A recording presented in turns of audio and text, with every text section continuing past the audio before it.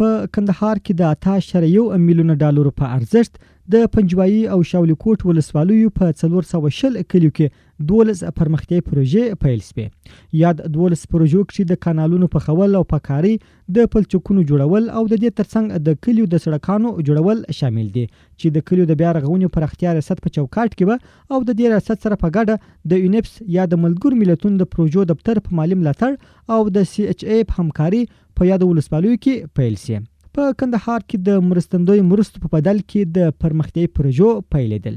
یا الله ته د خیر کې، یا الله د بخت، بسم الله، یا الله ټول مسلمانان ته حلال دي. ولایتي مسؤلینو د همکارو خیره مؤسسات سره په ګډه هڅه پیل کړې چې د کندهار په پنجوایي، کښته شاولی کوټ او لوړ شاولی کوټ ولسوالیو په 420 کلیو کې د مرستو په بدل کې پرمختیایي پروژې پیل کړي چې له لارې به زرګونه خلکو ته د کار زمینه برابره شي او هم به د یاد کلیو کانالونه، پلچکونه، استنادي دیوالونه او نور پرمختیایي پروژې جوړې شي. د یاد پرمختیایي د لومړني پروژې په افتتاح مراسمو کې د کلیو د بیا رغونې او پراختیا رئیس ملا عبدالجبار حکمت وویل یاد پروژې به د پنجوایي او شاولی کوټ ولسوالیو تر هر کلي پورې ورسیږي او د هر کلي لپاره به د هغه کلي د اړتیاو مطابق پروژې انتخاب او تطبیق شي چې په خبره د 13 میاشتو په موده کې به یاد پروژې جوړې او تطبیق شي. د بانک جهاني د طرفه څخه چې سیاسي او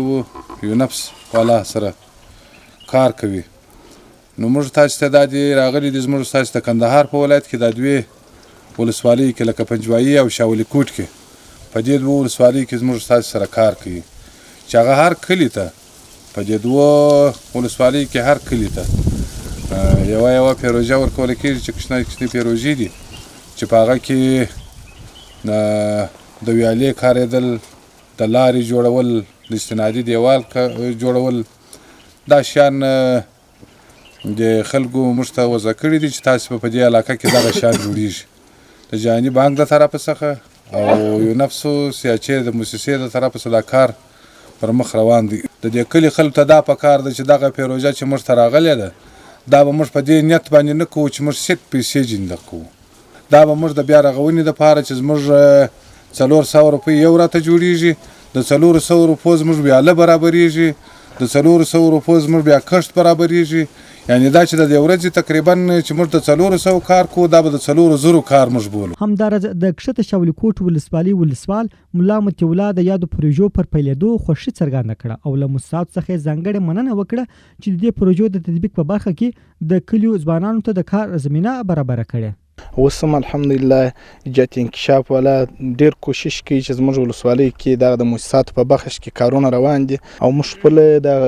موسسات والا ته ډاډ ورکوو، د اطمینان ورکوو، 100% اطمینان ورکوو د امنیت په بخش کې چې هیڅوک به هم مداخله ستاسې په نه نظامي کس او نه ولسي کس ستاسې په کارو کې مداخله وکړي، 100% د مطمئن اوسي. په ورته وخت کې د سیمې مشران او په کار اخته کارګر خوښ دي چې د دوی لپاره د مرستو د بدیل پر ځای د کار زمینه برابره شوې. دوی غوښتنه وکړه چې لا نور دي هم د دوی په ولسوالیو کې پرمختیایي پروژې تطبیق شي. هغه یو پارسل و دا 2 پارسله دا یو د 2 پارسله پنډې وریجې دا نه کو دغه کار که ته سره دا ولین خو دا زموږ ضرورت و دا خو د الله پاک تسته یو زونه درکې دا خو ما دی دا وکړي دا کار. موږ خوشحاله دغه همکار موسسې سره یا د WP یا د HRD موسسې د خواسته چې دا کار موږ ته تطبیق کړی دی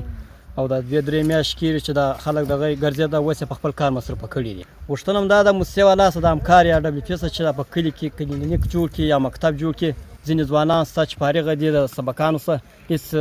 دغه نور ته میلاویږي یا وظیفه یا داسې په ولسوالۍ کې یا په کلینیک کې چې د دوی سره یو کمک وکړي. د یادولو وړ ده چې د کندهار په نورو ولسوالیو کې هم د مسؤلینو له لوري ډاډ ورکول شوی چې ورته پرمختیایي پروژې پیل کړي.